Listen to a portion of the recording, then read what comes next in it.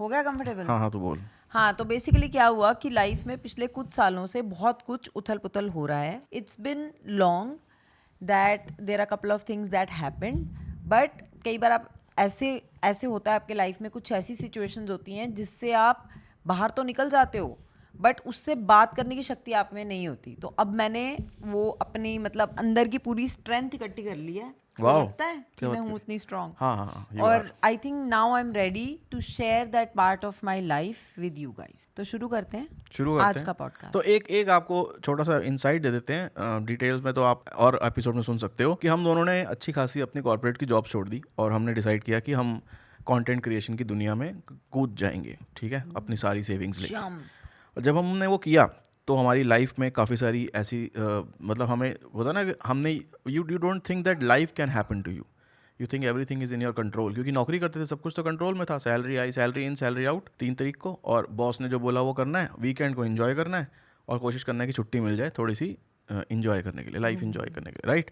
तो आपको एक वो 10-12 साल का एक, और बचपन से माँ बाप ने हमें संभाला है, तो आपको एक पूरे 10-12 साल का एक एक्सपीरियंस और पूरी लाइफ का एक्सपीरियंस ये होता है कि एवरीथिंग इज़ इन कंट्रोल. और आप एक एज ग्रुप में भी एंटर करते हो, मुझे लगता है, जिसमें आप ये रियलाइज़ करते हो कि things can go in different routes which you have never imagine, या किसी ने बताया ही नहीं हमें. तो हमारे साथ वैसा बहुत कुछ हुआ.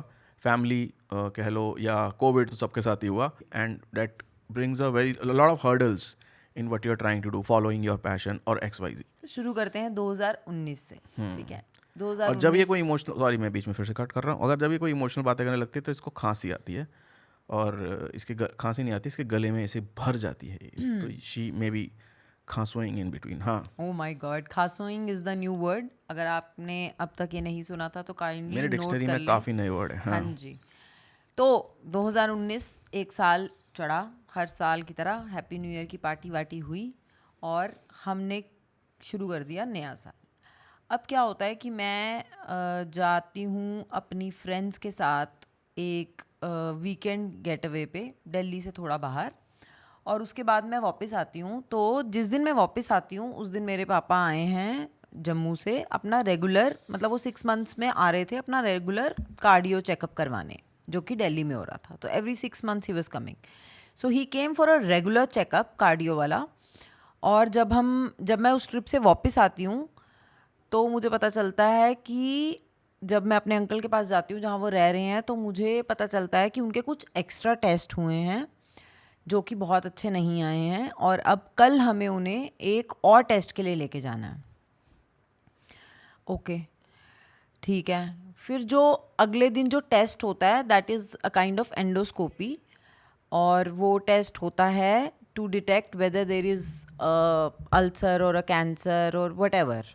ठीक है, तो वो उसके लिए वो टेस्ट किया जाता है. तो अगले दिन क्या होता है कि हम सुबह निकलते हैं, रमन गाड़ी ड्राइव कर रहा है, me my brother joins us there in the clinic. So we went with पापा, हम उनको लेके जाते हैं and we are just sitting and chatting. And he is a kind of person who is so much full of energy. मतलब अगर एक 75 साल का इंसान एक 5 साल के बच्चे की एनर्जी compete कर सकता है, so that was my father. मैं उनको बोला करता अगर था हम उनको मजाक में. ये बोलता था ना बुढ़े हो गए हो आप, तो वो कहता था बुढ़े is a derogatory word, you can call me senior citizen वो ना. कहते थे बूढ़ा इज़ अ डेरोगेटरी वर्ड. हाँ. तो मैं उनको थोड़ा छेड़ा करता था तो कि अब आप बूढ़े हो गए हो, आपके टेस्ट वेस्ट कराने ले जा रहे हैं. उनको पता पसंद नहीं था एक्चुअली डॉक्टर के पास जाना, है ना. नहीं, उनको कभी भी हाँ. पसंद नहीं था.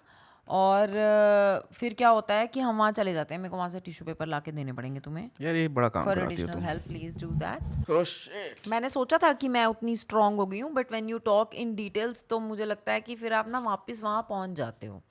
तो आपसे बात करते करते फर्स्ट ड्रॉर बीच बीच में मैं थोड़े जोक्स मारूंगी सो दैट आई.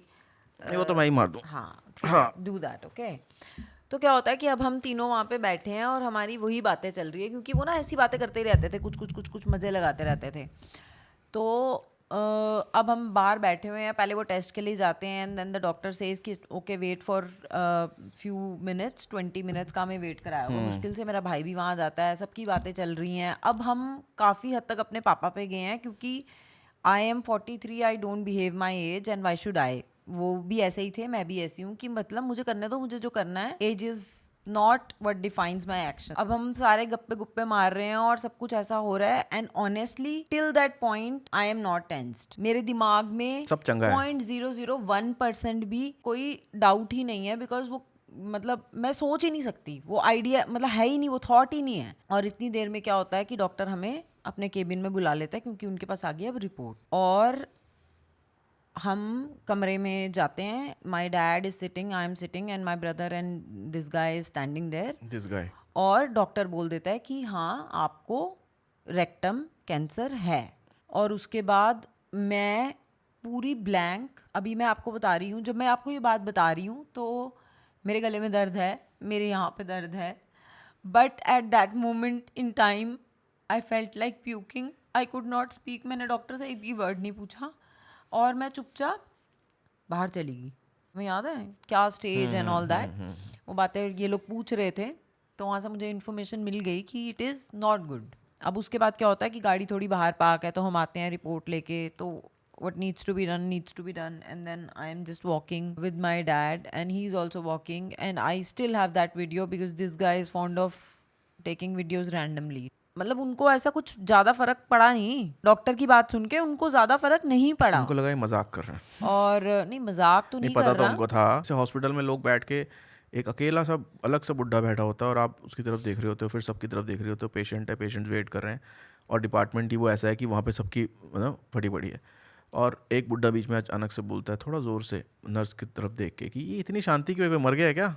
वैसे वाले थे वो। तो बेसिकली वो वैसे पेशेंट हैं जिनको सब जिनसे परेशान भी होते हैं, बट फिर अगर वो एक दिन चले जाएं तो फिर मतलब अगर घर चले जाएं उनको मिस भी करते हैं। तो वो चल रहे हैं, मैं भी चल रही हूँ। अब मुझे तो कुछ समझ ही नहीं आ रहा कि भैया ये क्या हो गया। And then we had to go back to my uncle's place who is a doctor, जिन्होंने ये रिकमेंड कराए थे सारे टेस्ट। तो अब हम उनके घर चले जाते हैं, एंड देन द एंटायर जो होता है ना कि एक मतलब आपकी जिंदगी इधर से इधर हो गई। In that moment in time everything changed, not for him, I don't know, मैं बोल रही हूँ ना वो थोड़े अलग ही थे। वो तो चिल थे भाई, उन्होंने बोला हो जाएगा, सब ठीक हो जाएगा, तुम पूछो क्या इलाज है। हाँ, इलाज उनका पूछो बस। ये था कि हाँ हाँ कर लेंगे, देखो क्या होता है, पूछो क्या इलाज है।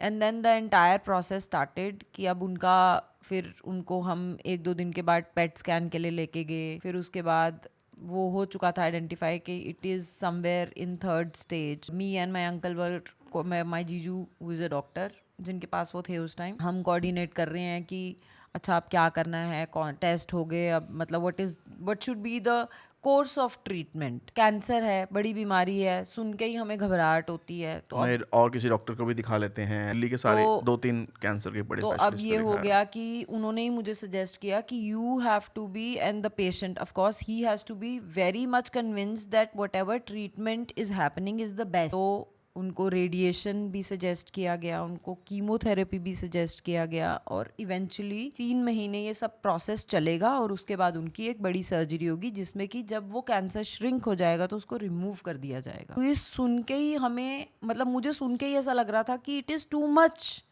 To take, but the kind of, मैं आपको स्टार्टिंग में बता रही हूँ, अभी स्टार्टिंग की बात थी, तुझे याद है वो बात, जब मतलब मैं ऐसे हो गई थी कि ओ माय गॉड ये क्या हो गया, ठीक है। So that was my face, end of course he is my father, he would know what I am feeling and क्या है मेरे दिमाग में, वो तो उनको बिल्कुल पता ही चल रहा है। तो उन्होंने दूसरे दिन ही रमन को बोल दिया कि यार इसको मत भेज, तू चल मेरे साथ। मैंने ऐसे बोला, मैंने कहा क्या हो गया, कूल गाय यार, कि ये ना मुझे पेशेंट की तरह ट्रीट करती है। वो अचानक से एक बंदे के लिए सब कुछ शिफ्ट हो जाता है ना। हाँ। So whatever it was, I was just trying to make him a little more comfortable, कि जैसे अगर हम कहीं गए हैं तो मैं I would tell him to wait here and I will go and check with the doctors कि क्या है, कहाँ से होगा, कौन सा test. Only this much I was doing.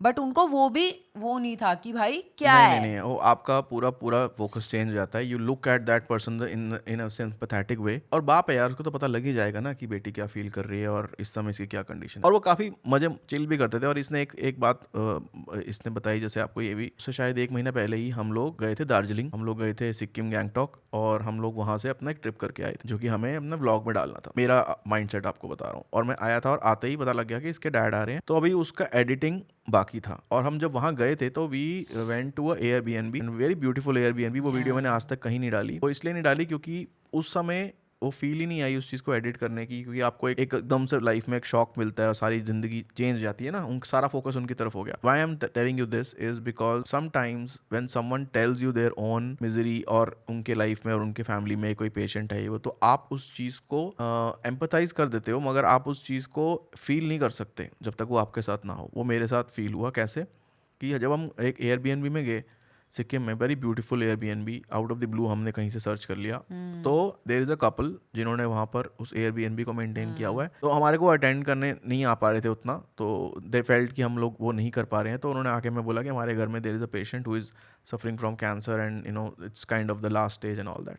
तो हम लोग उस चीज़ को वो वहाँ पे फील नहीं कर पाए. जब हम दिल्ली आए और हमें एक न्यूज़ मिली, तो हमने इतना फील किया कि हमने उस चीज़ को कभी एडिट नहीं किया वीडियो, और वो हैप्पी मतलब मोमेंट्स वो एकदम से गायब हो गए. एक तरह से वो माइंडसेट समझ रहे आपका हो? पूरा तो चेंज हो वो जाता है. काम भी है, मगर हम लोग क्योंकि उस जॉब इन्वायरमेंट से आए हैं, तो हमने हमारे पे वो चीज़ हावी हो गई. तो that day changed a lot of things. That kind of a whole year went for a toss emotionally, physically, everything. आपको पता नहीं चलता आपके साथ हो रहा है, मगर बाद में रियलाइज होता है कि क्या हो गया आपके साथ. और वो ये चाहते थे कि वो मेरे साथ अब आगे डॉक्टर्स पे या कीमो या जहाँ भी वो जा रहे हैं वहाँ जाएं. मैं पैक भी उनको पिला ही देता था, ये थोड़ा मना करती थी. My डॉक्टर से God. वो पूछते थे कि भाई 2 पैक अलाउड है. यार क्या करते थे वो, पता है इनिशियली उनकी रेडिएशन स्टार्ट हुई थी, so every day I used to take him, और वहाँ पे 1-2 घंटे का काम होता था. उसके बाद हम ऑरेंज खाते हुए जाते थे और मस्त घूमते हुए और मस्तियाँ मारते हुए और समोसे लेते हुए सबके लिए वापस आते थे. That was like his every day routine. तो लाइन ही एक बार तो ऐसे हो गया कि मेरी मोशन सिकनेस की गोलियां भी ऑरेंज थी, मेरे बैग में ऑरेंज ही थे, और गेटोरेड जो उनके लिए लेके जाती थी वो भी ऑरेंज फ्लेवर का. Everything is क्या है orange. आज ऑरेंज? मैंने कहा आज सब ऑरेंज है. मैंने इवेंचुअली बाद में बहुत सारी चीजें रियलाइज भी की that it was a blessing in disguise. I will tell you later why I felt that. But